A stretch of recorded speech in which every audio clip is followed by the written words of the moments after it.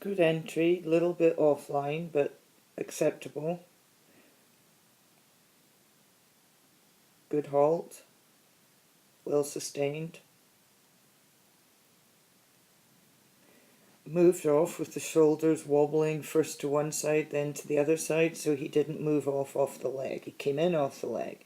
Shoulders displaced going into the bend, you're leaning, and sure enough, you come out and the shoulders were displaced again. So now you're going crooked. Look at yourself. You have no lengthening because the center of the shoulders is not deadly in front of where you're going.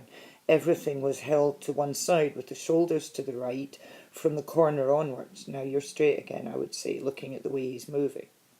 Now you went crooked again. You hauled the inside over and popped the shoulders. So your left arm's straight, your right arm's bent, and the horse is pulled around by that. Now you look straight again. No, the shoulders aren't up enough. And again, he's not in shoulder in as much as he is in neck in. The front feet are still going straight. The right front is not off the track. It's his neck that's over.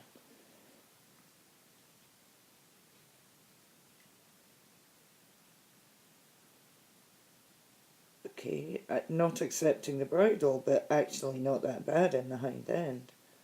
Now, when he does go forward and drop his neck, instead of riding him there, you're going to leave him there. Elbows are disappearing out in front of you. This is good.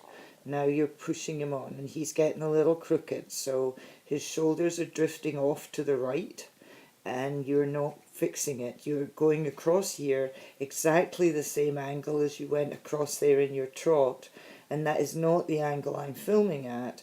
That is him coming out the corner with his shoulders to the right of his hips, and you're not fixing it.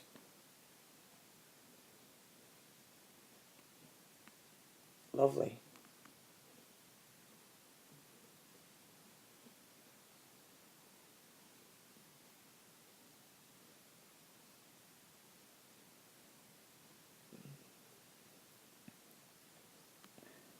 Okay, so you're not looking where you're going, so because you're looking down, that was a disaster, and not because he did anything badly, but because you're not looking up on the path that you're trying to square him up on.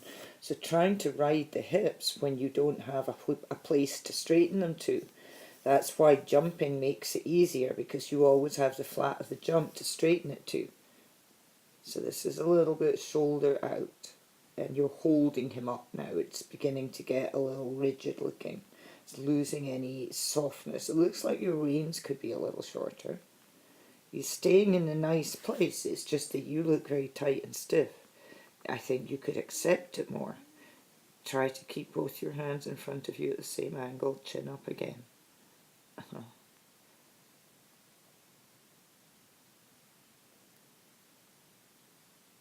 This isn't bad at all. It's nearly there. Very good. Good tempo. Well done. Don't swing him when you go to the left. Did you see that? You were doing a great job going to the right, but when you went to the left, you kind of went phew and let it roll over again. Your counter-canter was excellent. This is good. I do think your reins are a little long. I think if your reins were maybe 2 inches shorter, your elbows could relax. But there's a backward tension in them to keep the contact. Although he's a bit short in his neck. Again, the right elbow came back and took him around that turn. But it's better than it was. Now you see he was quite straight in his hind end there, and then you swung him over to that's it. Well done. Now you look like you were a little twisted. Good. This is good. See, whatever you came out of there, it's right. You ride that. Trot, trot, trot, trot, trot, trot, trot, trot, trot, trot, trot, trot, up, up, up, up.